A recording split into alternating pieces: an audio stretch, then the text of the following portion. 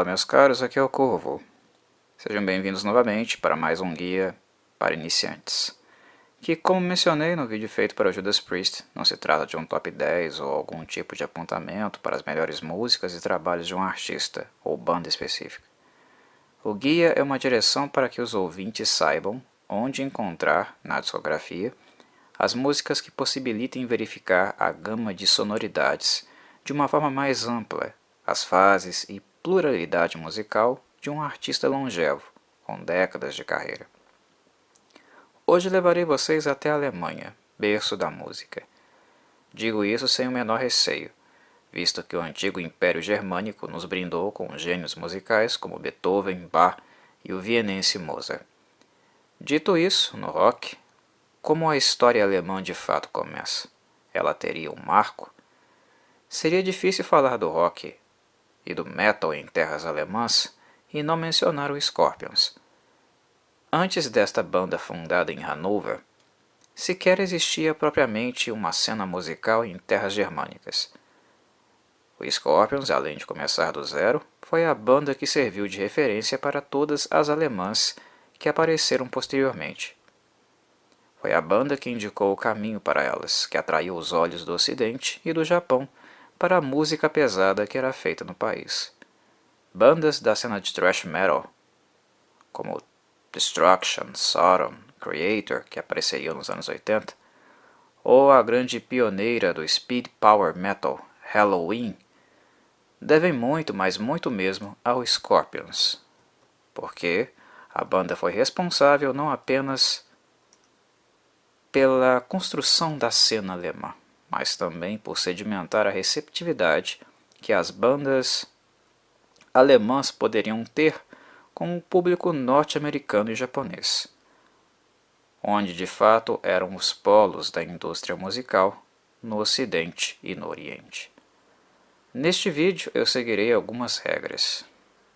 Primeiro, o Scorpions é uma banda muito conhecida e muito apreciada pelo público no Brasil. Ela tem uma grande base de fãs aqui. Ela se tornou popular desde a primeira edição do Rock in Rio, em 1985. No entanto, a banda é mais conhecida por suas músicas de maior apelo popular, as radiofônicas. Em outras palavras, pelas baladas românticas. Neste vídeo eu não incluirei nas faixas citadas estas baladas, porque o propósito do guia é incentivar outras sonoridades que a banda tem a oferecer, incentivar a abertura para ela, ao invés de reforçar aquilo que já é conhecido.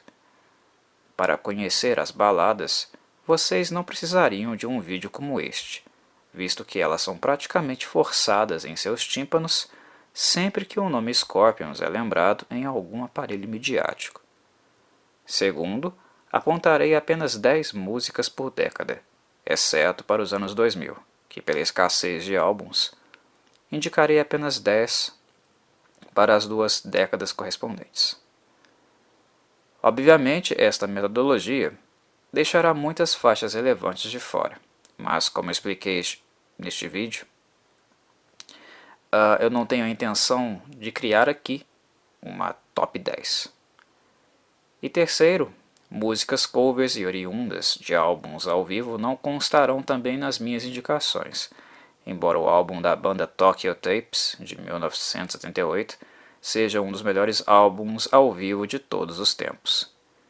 Escutem-no na íntegra quando puderem. Aqui o foco será apenas no material autoral do Scorpions, que foi feito em estúdio, para que assim fiquem claras as qualidades da banda no campo da composição. Sem mais delongas, vamos então ao que interessa. O primeiro álbum do Scorpions, Lonesome Crow, normalmente é descartado pela base de fãs da banda, exceto por aqueles com real interesse de conhecimento arqueológico da história da mesma. Isso se deve ao fato do Scorpions indiscutivelmente ser uma banda que segue tendências de mercado. Sempre foi assim, e doa quem doer, a banda sempre quis ser comercial e popular. O que estiver popular em um determinado momento será a direção que o Scorpions adotará. Neste sentido, ela mudou muito de estilo com o decorrer das décadas. Já tocou hard rock, metal, pop e até flertou com samples eletrônicas. Então, O público do Scorpions casual, que conhece a banda apenas em virtude dos seus hits, estranha quando encontra um álbum tão excêntrico e experimental como Lonesome Crow. Embora o álbum seja de 72, a banda já existia desde 66, mas foi apenas no início da década de 70 que ela adquiriu maturidade musical em virtude de dois músicos que se uniriam a ela. Primeiro, o irmão mais novo de Rudolf Schenker, o guitarrista Michael Schenker. E, segundo, o vocalista que ele trouxe consigo para a banda, Klaus Meine, que tocara com Michael previamente em outra banda. O som deste álbum, como é de se esperar, é diferente de tudo que ouvirão em qualquer outro. Ele é um som ainda com fortes marcas da música dos anos 60, e sonoramente falando, ele é um álbum muito dark e estruturalmente menos estereotipado, que mistura influências de Black Sabbath e de música psicodélica. Lonesome Crow é muito psicodélico e a faixa título que decidi indicar é um claro exemplo disso. Ela é a faixa mais longa do álbum, com um pouco mais de 13 minutos de duração. Mas ela é precisa para a exemplificação destes elementos que mencionei e também para perceberem algo que acho fundamental: a precocidade de Michael Schenker, que aqui, na gravação deste álbum, estava com apenas 16 anos de idade. A fluidez de Michael é impressionante, assim como sua facilidade para compor. Os solos dele em Lonesome Crow já davam indícios do monstro, verdadeira lenda da guitarra que Michael Schenker se tornaria, um dos guitarristas mais influentes da história do rock, sendo citado como referência e influência por dezenas de guitarristas nas décadas de 70, 80, 90 e nos anos 2000. O estilo melódico e o timbre de Michael Schenker são únicos e inconfundíveis. A banda inglesa UFO assistiu o jovem Michael tocando com os Scorpions em turnê, e logo deu um jeito de convencê-lo a ir embora com eles para a Inglaterra, um centro musical maior. Este álbum foi o único longa que Michael, um dos dois guitarristas que podemos realmente chamar de gênios do Scorpions, tocou com a banda. Ele voltaria a fazer uma ponta em Love Drive, em 79, mas álbum completo foi apenas este aqui. No UFO, na década de 70, o jovem e precoce Michael iria escrever suas principais composições e se tornar uma lenda da guitarra, mas aqui, em Lonesome Crow, com ridículos 16 anos de idade, já perceberíamos como este autodidata já dava indícios fortes de que seria alguém revolucionário musicalmente nas 6 cordas. Basta ouvir os solos da música em questão. Antes de se juntar ao UFO e rumar para a Inglaterra, Michael Schenker e os demais chegaram a um acordo. Para ele deixar a banda, ele precisaria escrever mais 3 músicas para ela, algo que Michael, portanto, faz. Uma das músicas em questão é exatamente a que indico. Ela é Fly to the Rainbow, que seria o título do segundo álbum do Scorpions. Michael, antes de partir, sugere para a banda também um substituto à autora, que a ajudaria a continuar com seu desenvolvimento musical. E a escolha foi clínica. Assim, o guitarrista Ulrich John Ruff entra para o Scorpions e começaria a escrever uma era virtuosa na discografia da banda. Uli, como é mais conhecido, dispensa comentários. Ele é simplesmente o pai do rock neoclássico. Guitarristas como Yngwie Malmsteen, Tony Malkapine, Vinnie Moore e Jason Becker não soariam da mesma forma sem a clara influência musical que sofreram de Uli, que voava já lá na década de 70. Um primor técnico. Uli é um músico do Scorpions o qual nós podemos dizer que é verdadeiramente um virtuoso. Ele possui um estilo próprio, muito fluido e com muita influência de música clássica, especialmente a barroca. A grande ironia na história do Scorpions é que a banda teve 2 guitarristas lendários, gênios da guitarra, como Michael Schenker e Uli John Ruff, e ambos não ficaram muito tempo tocando nela, trabalhando com eles. E é exatamente quando eles deixam a banda, Uli a deixaria em 78, terminando o breve período de 4 anos, que a banda de fato estoura comercialmente, pois ela se tornou mais acessível musicalmente sem eles, mais adequada para as massas. Michael e Uli não queriam tocar música comercial e preferiram seguir escrevendo de acordo com a visão musical que tinham. A banda perdeu dois gênios, mas para as pretensões dela, exclusivamente financeiras, este acabou sendo o melhor caminho. Eu escolhi a faixa título de Flight to the Rainbow porque, além da linda introdução que ela possui, muitíssimo bem escrita, seu desfecho é de uma ambientação quase mágica. É uma música ainda com vestígio psicodélico e muito importante na discografia da banda, pois ela marca a única ocorrência por caminhos indiretos de uma colaboração entre Michael e Uli. Michael deixa a composição pronta, mas Uli faz algumas lapidações nela, a expande e insere seu próprio estilo sonoro. Flight to the Rainbow é verdadeiramente épica e soa como tal. Este estilo de música e sonoridade não existe mais e deixou de existir já na década de 70. É uma raridade. Nesta sequência, novamente indico uma faixa título, agora do álbum In Trance, mas há uma clara razão para isso. Primeiramente, pelo fato de In Trance, e especialmente esta faixa, marcarem o distanciamento que o Scorpions faria da sonoridade mais progressiva e psicodélica dos álbuns anteriores, optando agora pelo hard e o heavy rock. Essa sonoridade é exatamente aquela que levaria o Scorpions à sua fase mais popular nesta década, principalmente no Japão. A qualidade sonora da banda não cai, pelo contrário, mesmo tocando hard rock, Uli Jon Roth não deixa de demonstrar arrojo e virtuosismo. A mistura de influência clássica e também de Jimi Hendrix em seu estilo é sempre marcante. E mesmo em trechos breves, Uli é capaz de fazer mágica com a guitarra, tocando melódica e harmoniosamente várias notas com muita naturalidade, sem forçar a barra. A música In Trance é difícil não escolher em qualquer seleção que se faça do Scorpions, muito em virtude dela ser tão emblemática na discografia que, mesmo depois da saída de Uli da banda, ela ainda foi muito lembrada nos anos 80, 90 e 2000, no setlist dos shows. Ela é acessível, mas mantém uma qualidade de escrita aceitável para o calibre de um músico como Uli. Mesmo aqueles que não são fãs de Scorpions provavelmente já devem ter ouvido essa música por aí. Ela é um hit dos anos 70 de maneira em geral.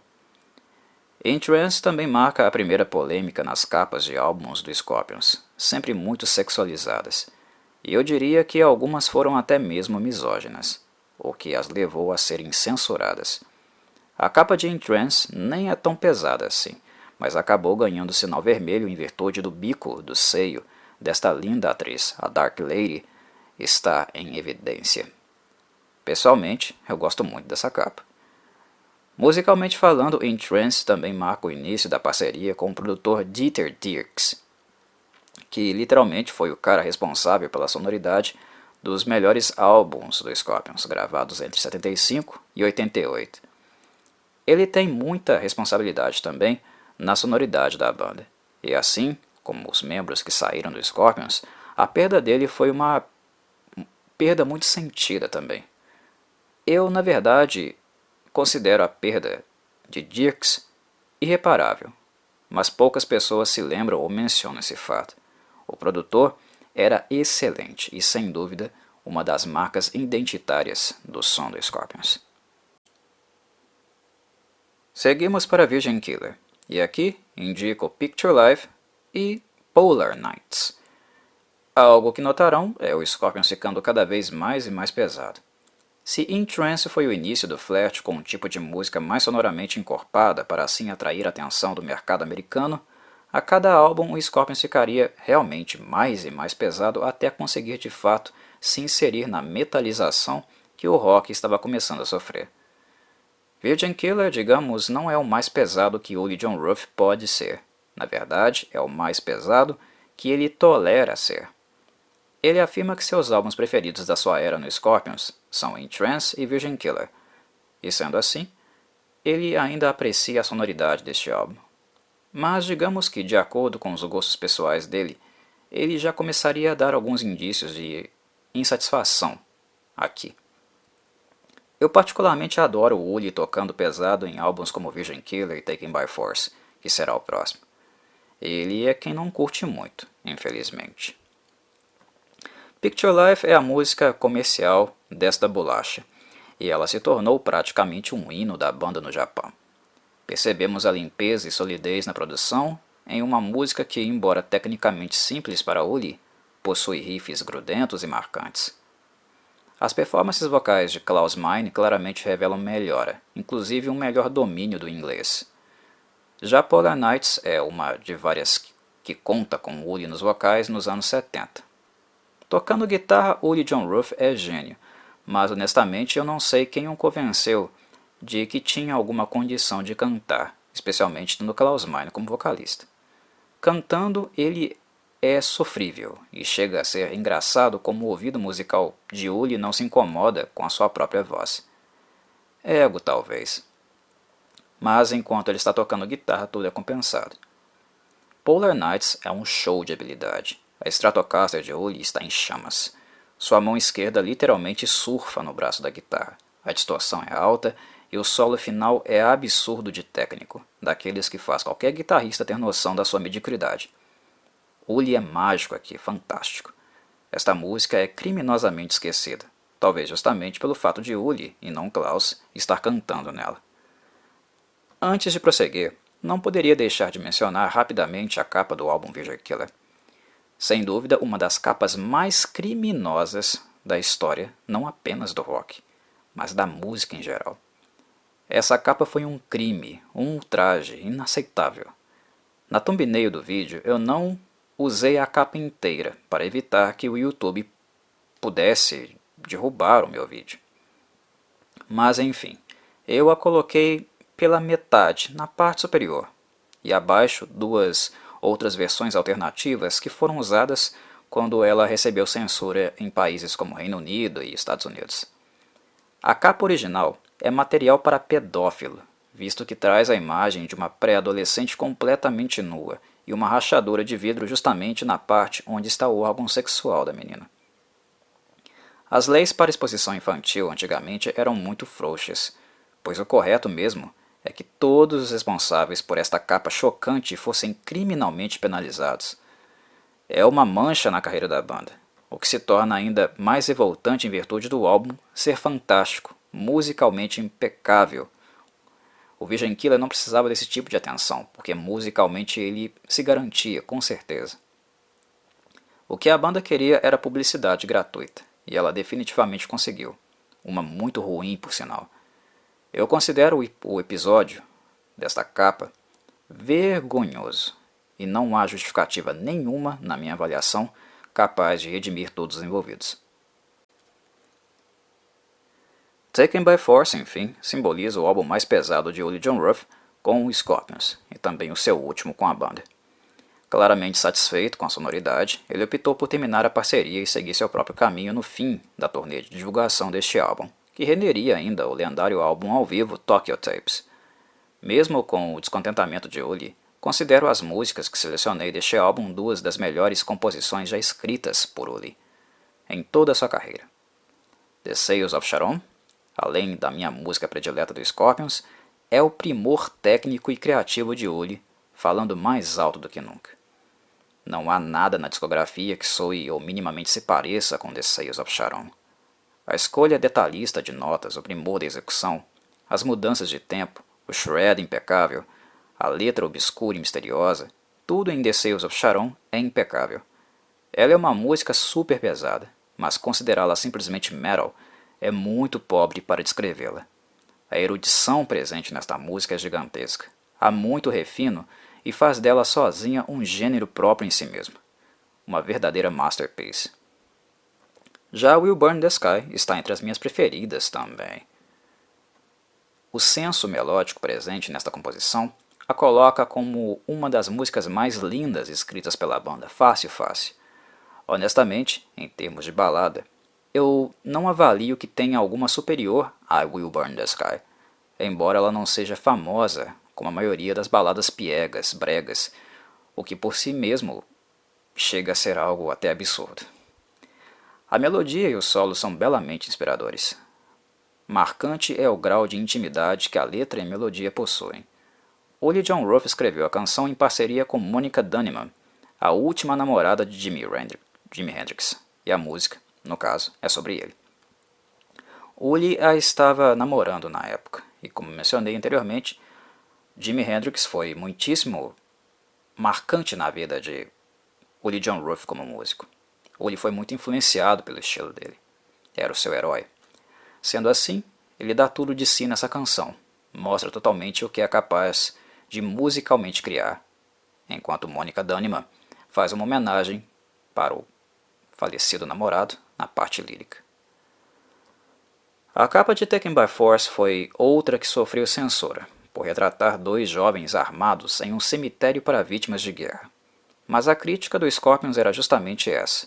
Como jovens, ainda sem muita lucidez sobre a vida, são manipulados pelo Estado e obrigados a irem para a guerra muito cedo, morrer por causa de interesses de políticos no poder. A capa incomodou, mas pessoalmente não vejo nenhum problema com ela. Considero-a muito assertiva até.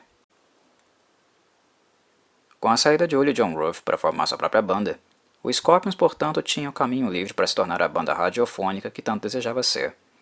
O problema é que a banda acabara de perder um virtuoso das 6 cordas e substituí-lo por alguém do mesmo nível certamente não seria possível.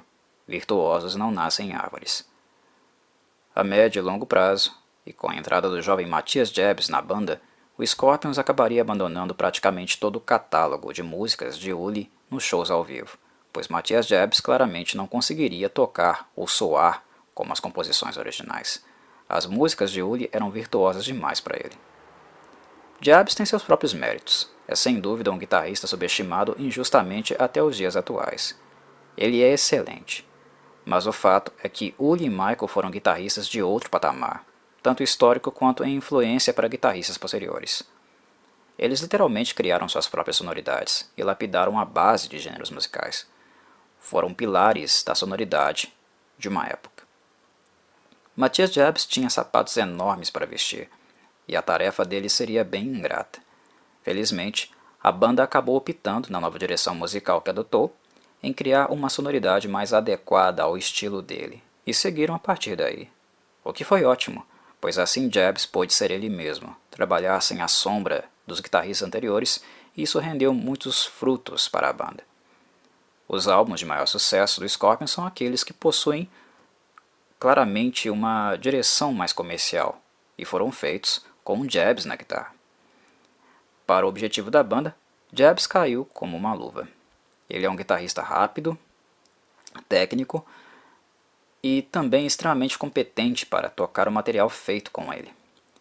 A única crítica que tenho a Jebs é no campo das composições. Escrevendo músicas, ele é quase nulo. Tocando é perfeito, preciso, mas escrevendo ele é praticamente inexistente na carreira da banda. Não há muitas músicas que ele assinou como compositor. Com a saída de Uli e Michael da banda, 2 compositores de mão cheia, esse departamento ficaria apenas agora nas mãos de Rudolf Schenker, que ao contrário de Jebs, é um guitarrista bastante limitado. Não é alguém que podemos pedir muito para tocar guitarra solo, mas apenas a rítmica, algo que ele faz muito bem. Rudolf Schenker é um riff maker por natureza, mas escrevendo ele é muito bom. Essa responsabilidade de compor músicas novas, tarefa que ele dividiria em menor grau com os outros membros da banda, não acaba sobrecarregando ele de maneira nenhuma. Já era algo que ele fazia muito bem lá nos anos 70, mas apenas não de maneira integral. Agora seria. Mas é algo que ele se sente bem fazendo. E nos anos 80, ele se revelaria um ótimo criador de hits. Se ele não consegue tocar tão bem, escrevendo ele é muito competente, e Jebs, por sua vez, consegue tocar praticamente qualquer coisa que Rudolf peça a ele. Tendo esclarecido essas coisas, é necessário dizer ainda que a entrada de Matthias Jebs no Scorpions não foi imediata. Ele foi testado por eles, mas durante o processo, Michael Schenker acabou saindo da banda inglesa UFO, em virtude de constantes brigas com o vocalista Phil Mogg. Michael era considerado na época uma lenda viva da guitarra, e o Scorpions, ao saber disso, quis tê-lo de volta. Algo que chegou a acontecer por um breve período de tempo, mas Michael acabou se mostrando relutante em aceitar o cargo definitivo de guitarrista solo do Scorpions. Na visão dele, a banda era de seu irmão, e ele queria montar outra que pudesse chamar de sua, e ter total controle sobre que tipo de músicas escreveria. foi uma decisão de liberdade musical, bem semelhante à de Uli Jon Roth. Entretanto, a presença de Michael no estúdio e em alguns shows com o Scorpions acaba sendo fundamental para um aspecto, mesmo que tenha sido por poucos meses. Michael ajuda o Scorpions a definir, a estabelecer a direção musical metálica que a banda seguiria nos anos 80. Nas 8 músicas escritas para o álbum Love Drive, Michael Schenker teve participação na escrita de 4 delas. Foram Another Piece of Meat, Coast to Coast, Love Drive e Holiday. Seu approach musical é fundamental para a direção que o Scorpions adotaria a partir deste álbum, com músicas mais pesadas, mais diretas e sem tanta virtuosidade técnica. São músicas mais altas, na cara, que flertam mais naturalmente com o heavy metal. Michael e Rudolph se desentenderam recentemente, principalmente pelo lançamento da edição deluxe do álbum remasterizado. Michael percebeu que Rudolph não deu todos os créditos de composição a ele. Rudolph se defende, dizendo que na época Michael teria dito que as composições foram um presente, que Michael havia afirmado isso. Já Michael afirma que não entendia muito bem sobre direitos autorais, que era alienado sobre o assunto e que, de qualquer maneira, o irmão deveria eticamente ter o creditado devidamente.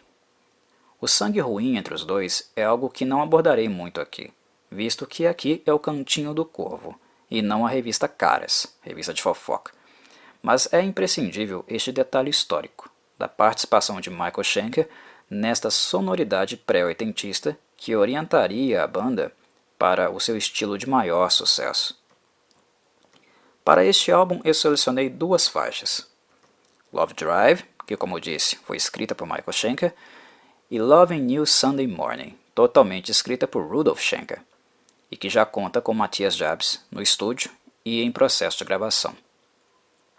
Love Drive eu escolhi porque é a faixa mais representativa, na minha opinião, desta nova direção metalizada que o Scorpion seguiria daqui em diante.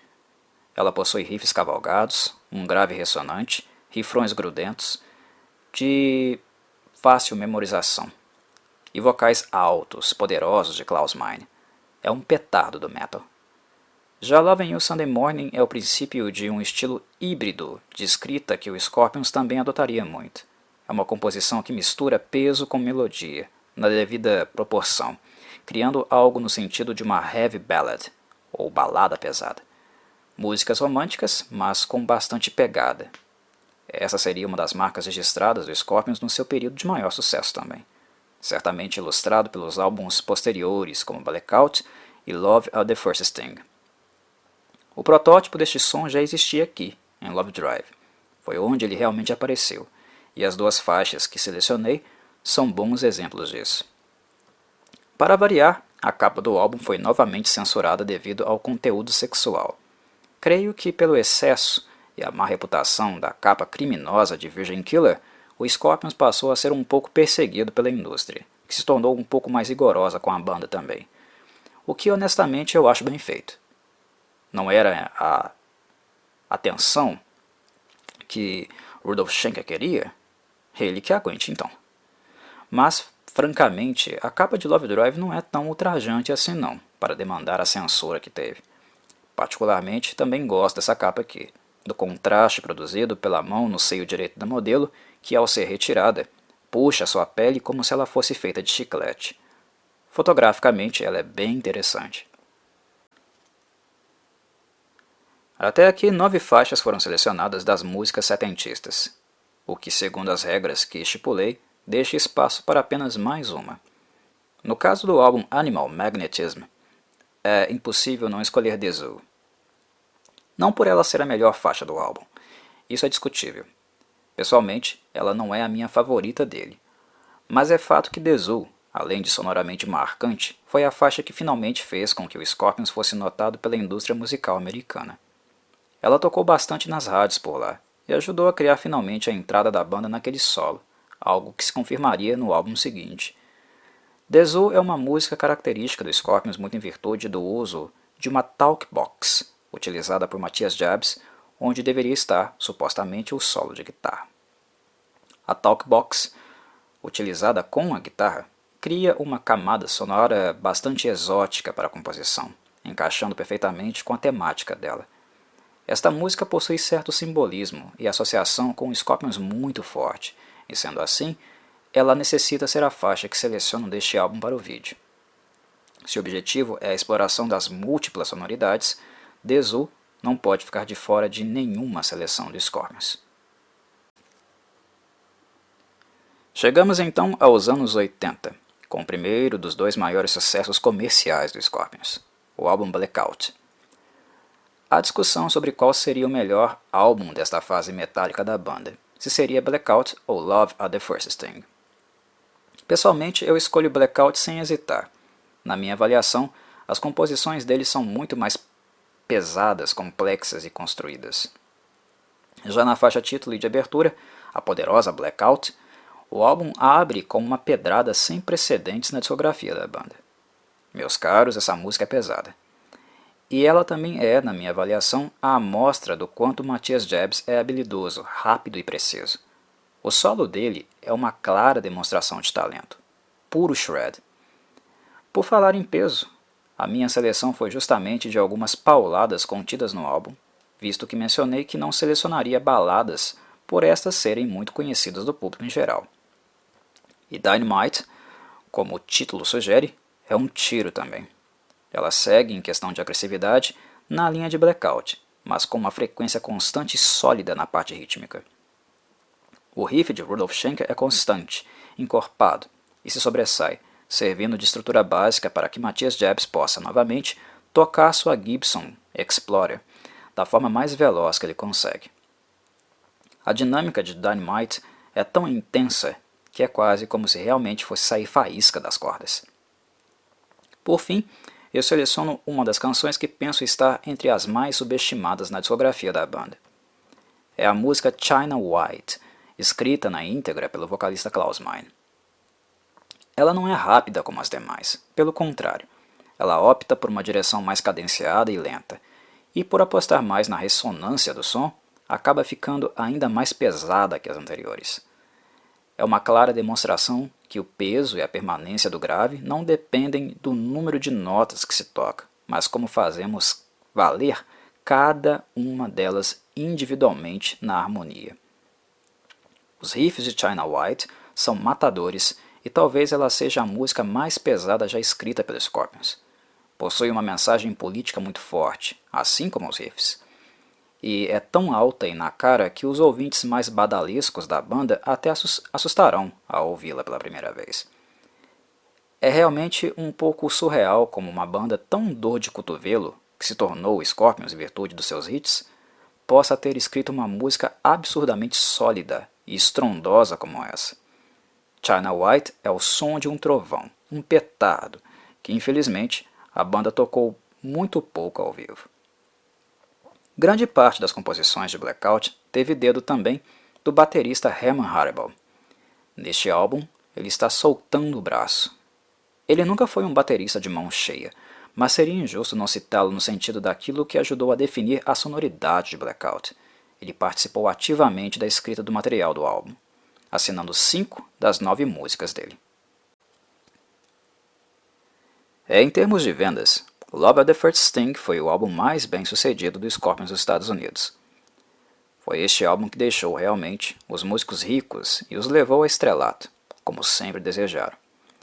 Embora se mantenha pesado, Love at the First Sting investe em músicas um pouco mais suavizadas, que possuem um som forte, mas não tão na cara e explosivo como no álbum Blackout. Com o heavy metal ainda em alta na cena musical, músicas como Rock You Like a Hurricane fatalmente se tornariam hits de muito sucesso. Ela inclusive até se tornou um clichê da banda, junto com a balada do álbum Still Loving You. Com Rock You Like a Hurricane nós podemos notar o peso da música, mas é evidente a suavização também. As guitarras estão mais baixas e a produção de Dieter Dix procura um meio termo para não deixar as músicas leves demais, mas em um nível ideal para atrair o público não metaleiro também. É um álbum, em termos de produção, bastante calibrado. Isso se nota nas demais faixas que selecionei também. A altura é constante. Bad Boys Running Wild, por exemplo, é uma música super agressiva, mas na gravação a banda se segura um pouco, não pisa tanto no acelerador. Mas ela é, na sua essência, uma canção de metal. Basta ouvir e assistir às apresentações ao vivo da banda para ver como no palco os riffs dessa música são tocados de forma muito mais intensa e agressiva, a força intrínseca que eles possuem. Por fim, Coming Home resgata aquele equilíbrio entre a melodia e a agressividade dos riffs que eu havia mencionado durante as músicas do álbum Love Drive. Coming Home é o perfeito equilíbrio disso. É uma música de extremos. Ela começa leve, serena, sem dar nenhum indicativo de que fará algo além de acalmar, relaxar o ouvinte e mantê-lo em sentido meditativo. E de repente, sem avisar, ela explode com tudo, capaz de fazer um desavisado pular da cadeira. É uma cacetada metálica em cheio, com as guitarras e a bateria tocando com a máxima intensidade possível. Coming Home vai de um extremo a outro, assim, no piscar de olhos. E o contraste entre esses dois momentos, no fim, é muito satisfatório. A música termina com mais um solo velocíssimo de Matthias Jabs, mantendo a estética de algumas abordagens que utilizou no álbum anterior. Love at the First Sting imortalizou o Scorpions não apenas nos Estados Unidos, mas também no Brasil.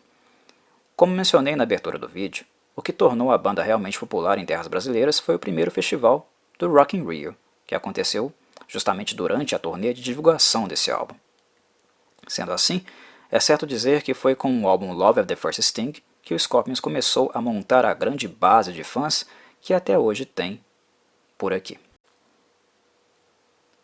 Savage Amusement, o álbum seguinte, decreta o fim da parceria entre Scorpions e Dieter Dierks, o seu produtor de longa data, e que em termos sonoros era também um dos pilares do seu estilo. Não foi à toa que, com a saída dele, sonoramente a música do Scorpions nunca mais foi a mesma. Devido à grande influência de fala e opinião que ele conquistou na empresa, relembro aos ingênuos que bandas musicais também são isso, empresas, Dieter Dierks começou a incomodar alguns dos membros. E sendo assim, a ruptura aconteceu após o Scorpions gravar Savage Amusement. Este foi mais um dos erros grosseiros do Scorpions, algo que a história deixou bastante claro. Savage Amusement ainda foi um álbum de sucesso da banda, mas após ele, com a saída de Dieter Dierks, o declínio comercial, que sempre foi o principal objetivo da banda, começou. Houve fatalmente impactos sonoros consideráveis, e financeiros também. Savage Amusement, em comparação com os dois álbuns anteriores, é bastante inferior, e isso se dá em virtude das tendências comerciais que o Scorpions optou por seguir a partir dele. O Scorpions é assim. Ser comercial sempre foi o que a banda optou depois das eras Michael Schenker e Uli Jon Roth. Quando há uma nova tendência, o Scorpions pula de cabeça nela e tenta imprimir seu DNA musical no gênero que estiver mais popular naquele momento. E nesta época, o glam reinava na indústria. Sendo assim, Savage Amusement é o álbum que representa a era glam e hair metal do Scorpions. Ele é muito mais comercial e artificial que os álbuns anteriores, e raramente flerta com muito peso, visto que a base sonora do glam é o hard rock, e não o heavy metal. Mas nele ainda encontramos breves momentos de peso, como na música We Let It Rock, You Let It Roll, que é muito intensa. No entanto, eu optei por recomendar a música Don't Stop at the Top, por avaliar que ela é mais representativa da sonoridade de Savage Amusement no geral. Ela é bem radiofônica e family friendly, mas ainda assim é uma boa composição, com boas melodias. Em comparação às bandas que surgiram na época glam da indústria, que foram um produto dela, o Scorpions é infinitamente superior, mesmo tocando glam. Afinal, a banda possuía um bom compositor, um vocalista que realmente podia cantar e um guitarrista que realmente podia tocar, todos muito acima da média, algo que pouquíssimas bandas que nasceram na fase glam podem dizer que tinham. Muitas bandas clássicas, com músicos talentosos, acabaram entrando na onda glam para de alguma forma manter a sua riqueza e não sumirem do mercado. Todas elas, exceto por aquelas que resistiram a este aspecto comercial, nós podemos dizer que se prostituíram. Mas pelo menos as antigas que adaptavam a sua sonoridade podiam minimamente tocar bem seus respectivos instrumentos, fazer um pouquinho música de qualidade e não apenas viver de imagem.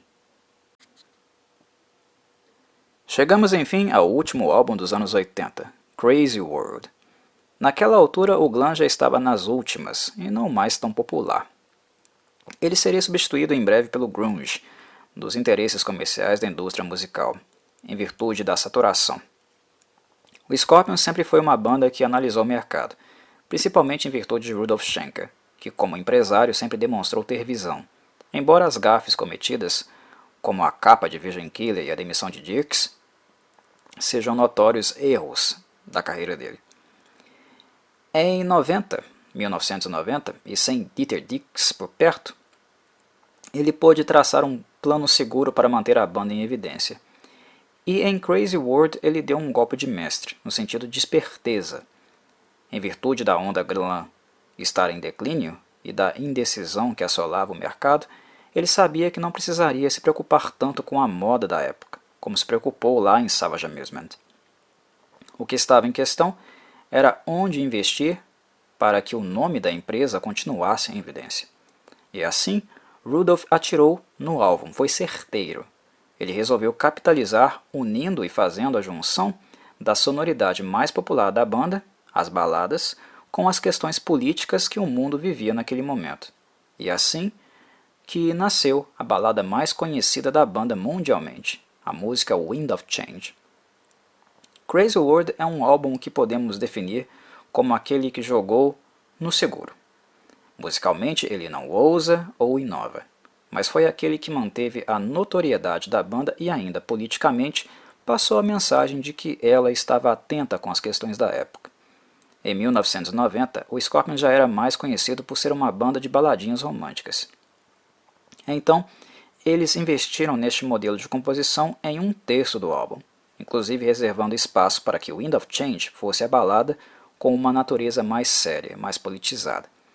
No restante do álbum, a banda fez o que bem quis, visto que já estaria assegurada comercialmente com as baladas. E é justamente estas canções que eu optei por indicar nesse álbum.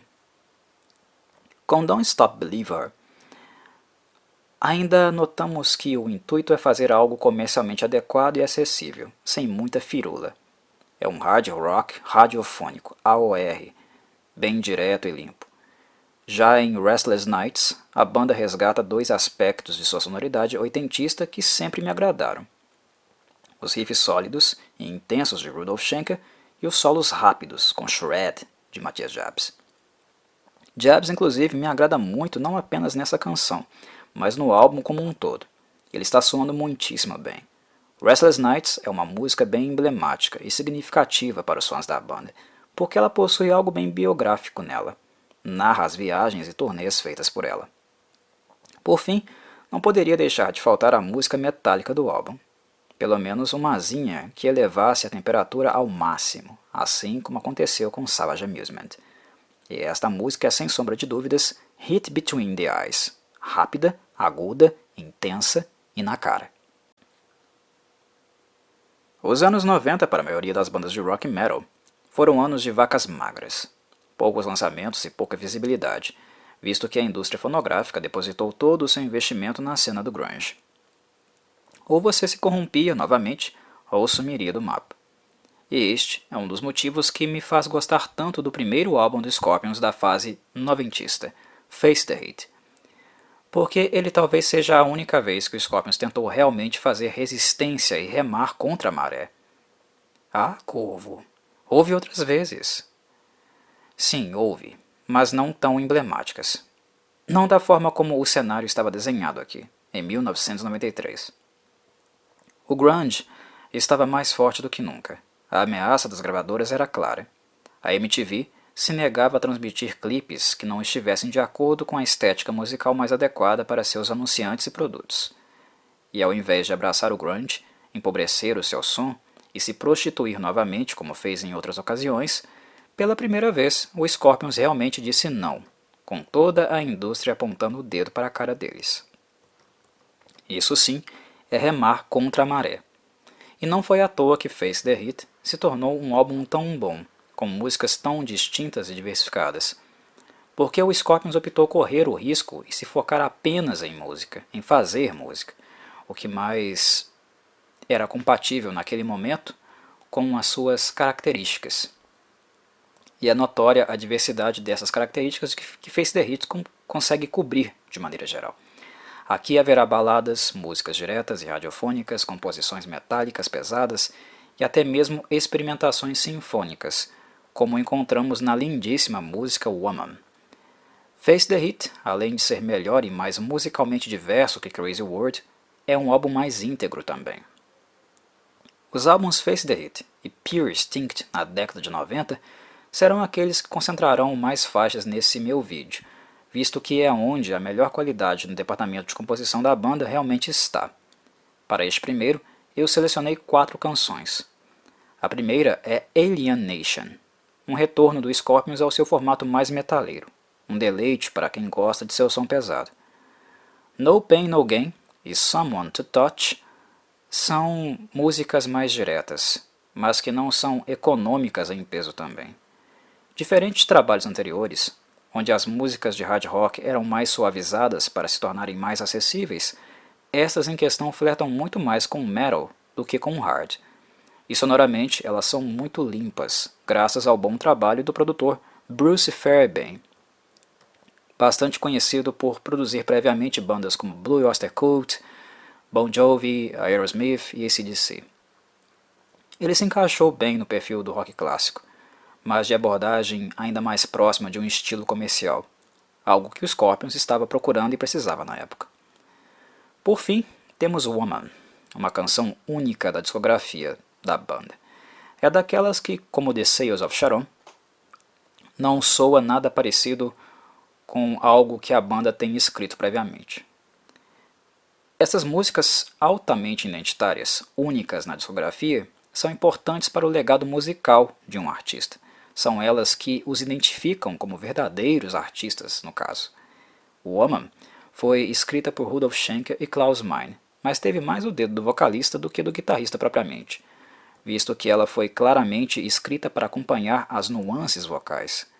Jebs e Schenker tocam apenas para adicionar novas cores na camada harmônica, que foi pensada por Klaus Meine de maneira sinfônica.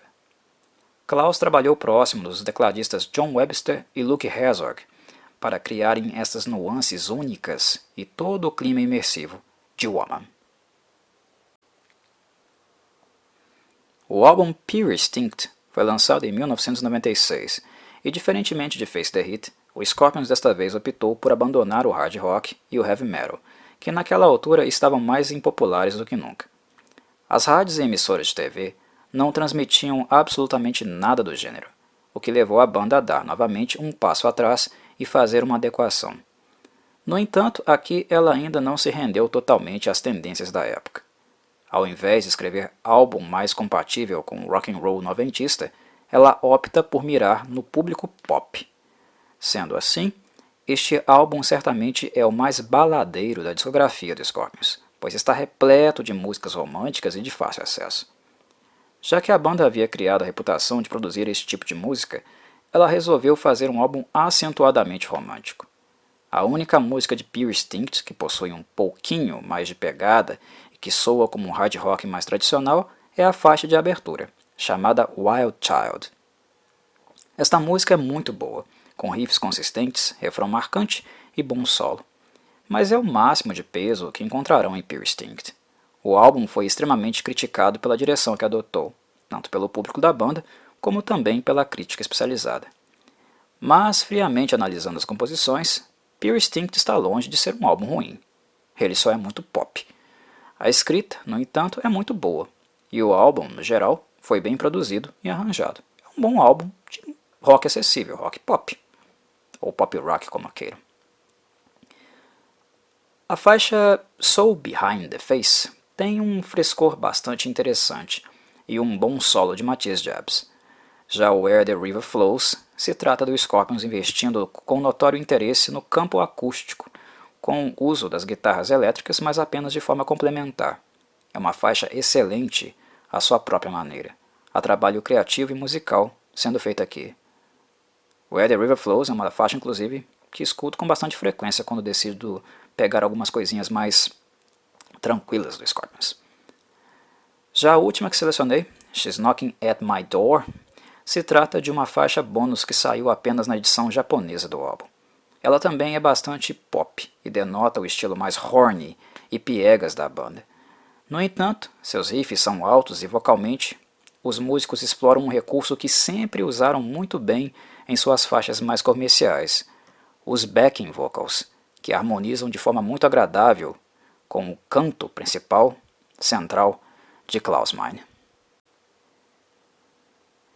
O álbum seguinte, Eye to Eye, é indubitavelmente o mais fraco da discografia do Scorpions. Os anos 90 e a pouca divulgação do gênero finalmente fizeram com que os alemães abraçassem sem restrições o modelo musical da época. Eye to Eye é o álbum mais pop e artificial do Scorpions e merecidamente um dos mais odiados pelo público também. Há nele um total abandono das raízes musicais da banda e das características que de fato a fizeram ser relevante por muito tempo no cenário musical. É um álbum excessivamente pop e até mesmo alienante para os viajantes de primeira viagem, que não encontrarão essa sonoridade aqui apresentada em nenhum outro disco. A experimentação musical feita no álbum normalmente é utilizada como argumento de defesa pelos fãs mais cegos da banda, mas é evidente que toda esta suposta experimentação tinha como único propósito se adequar à música e às tendências da época. Não é uma experimentação que visa novos horizontes ou criar algo realmente novo, foi apenas mais do mesmo no cenário pop daquele momento. Em comparação com o movimento de resistência feito em Face the Heat, um álbum bastante íntegro, Eye to Eye é o inverso. A banda se entrega totalmente aos interesses da gravadora, adicionando samples e recursos eletrônicos em suas músicas, até mesmo bateria eletrônica. É um álbum realmente muito fraco. Poucas faixas se salvam. A que eu selecionei como sugestão foi a faixa título, Eye to Eye, porque ela é uma das poucas coisas realmente íntegras e sinceras feitas aqui. É uma música escrita por Klaus Meine e Rudolf Schenker in memoriam, para homenagear seus falecidos pais. Musicalmente, notarão o uso dos teclados para dar um toque de modernidade a ela, mas na maior parte do tempo, ela é apenas corda e violão. Simples e eficiente. Vale a pena conferir. Eu mencionei na introdução que não abordaria álbuns que não fossem de estúdio e por isso pode causar surpresa em algumas pessoas eu ter selecionado o álbum Moments of Glory para figurar neste vídeo, visto que, mesmo feito em estúdio, ele aborda sucessos da banda apresentados aqui de maneira orquestrada. Mas eu o selecionei justamente porque há nele algumas faixas inéditas, o que é o caso da faixa título, Moment of Glory, que sem dúvida é o destaque entre elas. Que espetáculo de composição é esta música! Ela é realmente sensacional.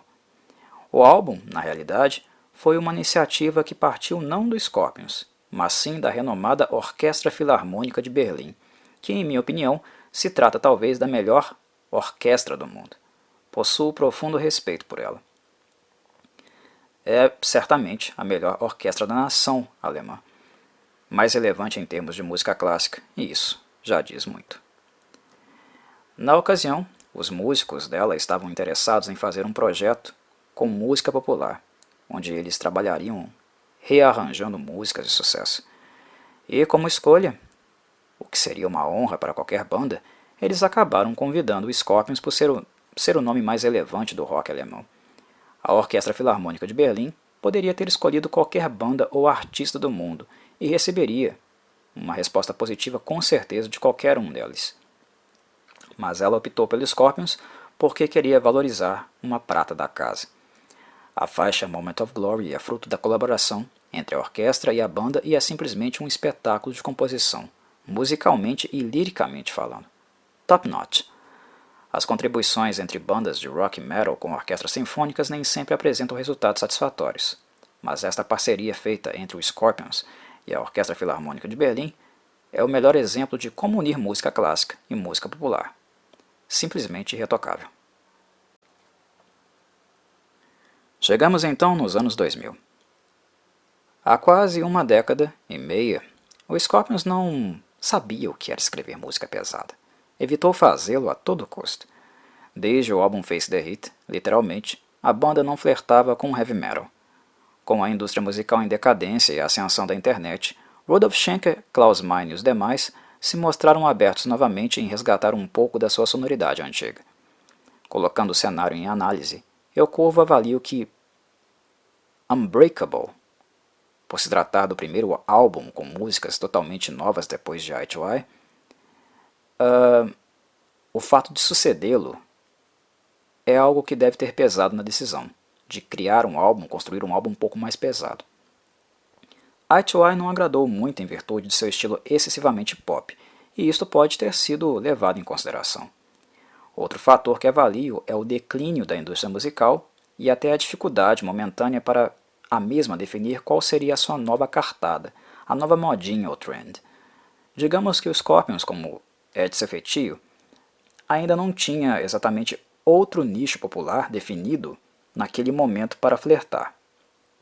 Conscientes de que na essência eles são uma banda de rock, o que quer que fizessem naquela altura não teria um grande impacto em vendas. E sendo assim, eles deram um braço a torcer e decidiram agradar seus fãs mais antigos um pouquinho, com um álbum mais old school. Unbreakable, musicalmente falando, chega até a surpreender.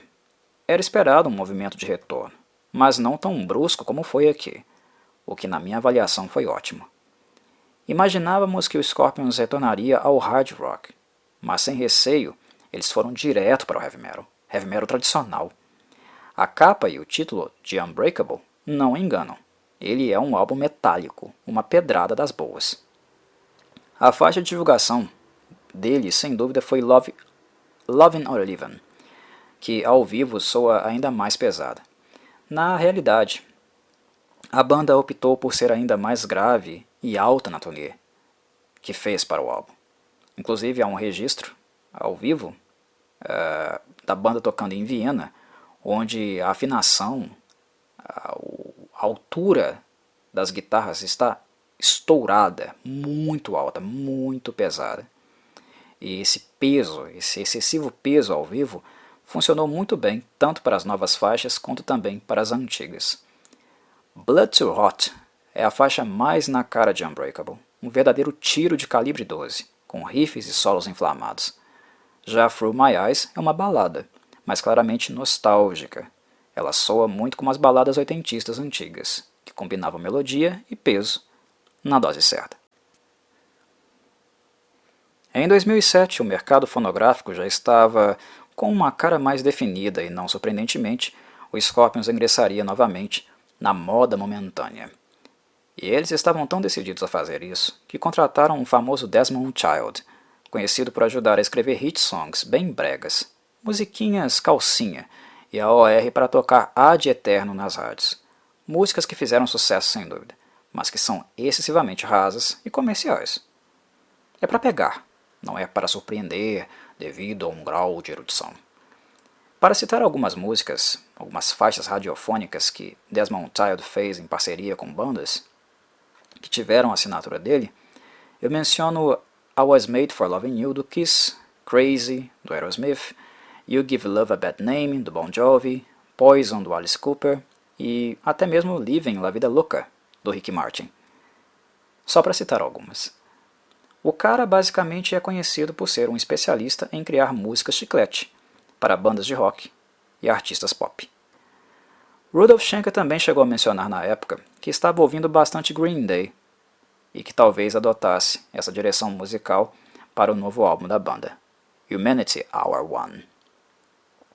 E bem, no fim das contas, com Desmond Child e tendo Green Day como uma referência, obviamente Humanity Hour One ficaria extremamente pop e acessível. O que me desagrada nesse álbum particularmente é que Matthias Jabs acaba sendo muito sacrificado nele, desperdiçado como excelente guitarrista que é. Não há tantos solos assim no álbum, mas foi uma tendência da primeira década dos anos 2000 as bandas não trabalharem muito a parte instrumental das guitarras. Um exemplo disso é o péssimo, horroroso álbum do Metallica, Saint Anger, que simplesmente anulou o guitarrista Kirk Hammett. A explicação para isso certamente foi o fato do nu metal, estilo, ter sido o mais enfatizado daquela década, e os guitarristas das respectivas bandas desse gênero do nu metal, no geral, são quase todos muito limitados tecnicamente falando. É realmente lamentável ver Matthias Jabs tão desperdiçado. A melhor faixa desse álbum, em minha opinião, é sem dúvida The Cross, e é justamente porque é nela que Matthias Jabs pôde realmente brilhar e explorar mais seu instrumental. The Cross, liricamente, critica a pedofilia praticada pelos sacerdotes da Igreja Católica e, com um tema tão sério, não poderia se segurar realmente na parte instrumental. É sem dúvida o destaque desse álbum. Forte, agressiva, alta. A outra música que selecionei, aqui em Humanity Hour 1, foi a faixa The Game of Life, a música de divulgação. Ela chegou até mesmo a ser tema de novela aqui no Brasil, e é realmente muito acessível. Sonoramente falando, o álbum é muitíssimo bem produzido. Som limpo, cristalino, e nesse sentido, em termos de mixagem, James Michael e Desmond Child fizeram um excelente trabalho. Mas embora o álbum tenha agradado uma parcela dos fãs, o Scorpions não conseguiu atingir o seu objetivo nesta parceria com Desmond. Não houve uma música que realmente explodisse e colocasse a banda em evidência novamente, no topo do mercado. Não há uma música tão chicleteira nesse álbum que tocará para sempre nas rádios, como Living on a Prayer do Bon Jovi, por exemplo, que foi outra música também feita em parceria com Desmond Child. O Scorpions tentou voltar à primeira página do mercado, mas é fato que a época de ouro do rock já havia passado, e voltar a ter tanta publicidade não seria algo simples de fazer, trabalhando com quem quer que fosse. Estava na hora da ficha da banda cair. E ela cai naquele que deveria ter sido o último álbum da banda, visto que após os últimos esforços ela começou a cogitar a aposentadoria. Na turnê de divulgação do álbum seguinte, batizado de Sting in the Tail, o Scorpions vendeu a ideia de que realmente penduraria as botas. Os ingressos foram caros, os shows lotaram, as novas músicas foram quase em sua totalidade no estilo oitentista, mais old school da banda.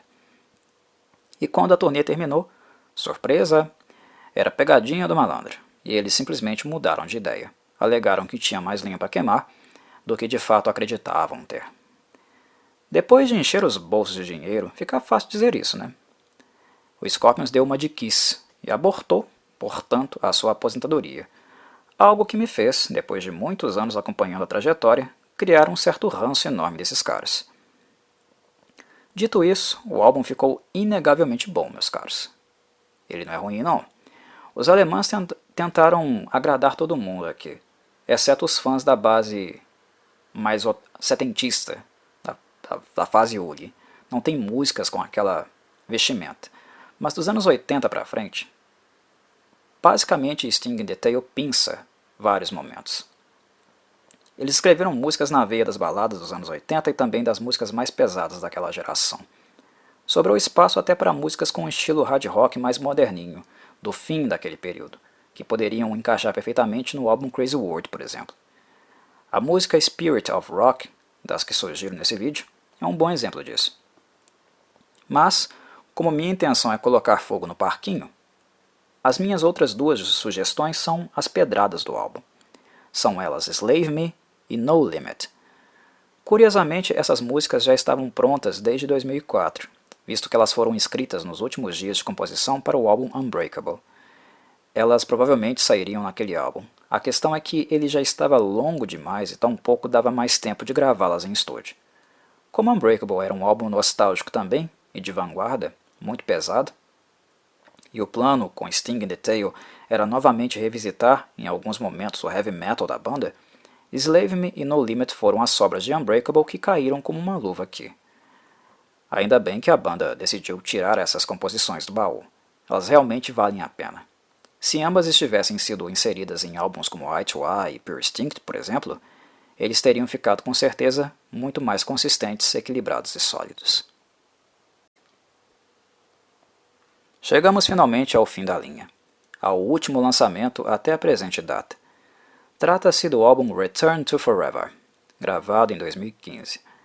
Embora este álbum tenha agradado os fãs do Scorpions, cujo nível de exigência nunca foi lá muito alto, convenhamos, se trata de um álbum apenas mediano na minha avaliação. Minha justificativa para isso é a constatação de que no departamento das composições, o Scorpions há bastante tempo não está tão criativo assim mais. Unbreakable foi o último álbum onde de fato a banda se comprometeu, trancou as portas do estúdio, colocou a bunda na cadeira e trabalhou duro mesmo, tentando escrever músicas novas.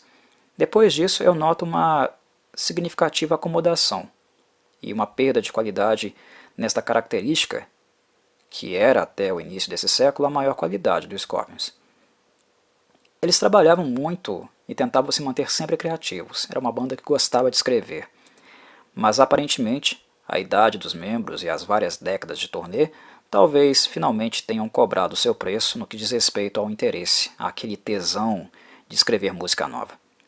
Sem falar que, com a morte do mercado de discos, gravar material novo e inédito passou a ser algo pouco atrativo também financeiramente falando. E se nós levarmos em consideração que o Scorpions sempre visou grana, o sucesso de vendas e uma boa arrecadação com os discos, caiu muito, então deixou de ser atrativo também. Os shows dão mais dinheiro, e assim eles acabaram não tendo tanto essa necessidade ou interesse de ficar gravando música nova. Mas alguém pode perguntar, Corvo, e o que isso tem a ver com Return to Forever? Tudo, meus caros. Absolutamente tudo. Porque o álbum em si se trata de uma coletânea de ideias antigas, sobras e demos. O Scorpions visitou o seu arquivo, tudo aquilo que eles haviam descartado no passado e por algum motivo não lançaram. Isso aconteceu muito em virtude do relançamento das versões remasterizadas dos álbuns clássicos da banda. Eles acabaram descobrindo tanta coisa não usada que até mesmo eles haviam se esquecido de que esse material existia. A maior parte dele foi lançada nessas novas edições remasterizadas, mas outra parte eles acabaram selecionando para lapidar, expandir um pouco e assim criar faixas novas para inserir aqui, em Return to Forever. Isso seria em tese algo ruim? Bem, não necessariamente. Poderia funcionar ou não. A questão é que, na minha avaliação, se a banda avaliou que este material era inferior para os álbuns da sua época de maior sucesso, usá-los agora certamente não seria suficiente para que este álbum em questão fosse melhor ou próximo da qualidade daqueles antigos. Este é o ponto. O segundo ponto é que, pelo fato das demos e trechos inacabados não serem necessariamente de um mesmo marco temporal, a natureza sonora das músicas são bastante distintas entre si. E este é um fator que, na minha avaliação, atrapalha um pouco a apreciação de Return to Forever no todo, ouvi-lo como um álbum realmente, ao invés de apenas pensar algumas músicas. Ele acaba soando como uma colcha de retalhos, um álbum que não tem muito senso de continuidade. Como eu disse, ele não é ruim, mas também nos surpreende. Os melhores momentos dele acredito residir nessas duas faixas aqui que eu selecionei, sugeri a vocês. We Built This House e Dancing with the Moonlight. A primeira realmente soa como uma música trabalhada e construída, que é algo que realmente aconteceu através da parceria de Klaus Meine, Mikael Nord Anderson e Martin Hansen. Se há uma música que transpira um pouco de originalidade em Return to Forever, é certamente We Built This House. Esta faixa é bem representativa do álbum. Já Dancing with the Moonlight foi refeita através de demos e sobras do álbum Savage Amusement, que nunca foi um dos melhores daquele período da banda. Para ser bem honesto com vocês, o fato do Scorpions lançar essa música em Return to Forever me fez questionar por que diabos eles não gravaram a canção para o Savage Amusement mesmo, pois a música é muito boa. Poderia ter substituído várias do setlist daquele álbum. Musicalmente falando, é uma composição que se garante, é uma boa composição. Poderia ter sido lançada no Savage Amusement. Mas bem, chegamos ao fim da linha. Espero que tenham apreciado mais uma vez este passeio histórico que acabo construindo neste meu guia para iniciantes. O propósito dele nunca é esse. Ele é apenas a princípio musical, apenas fazer algumas indicações de caminhos para descobrir uma pluralidade de sonoridade de uma banda em específico. Mas papo vai, papo vem, e acabo falando sobre muitas outras coisas. Deixo aqui o meu abraço a vocês, meus caros. Até um próximo vídeo.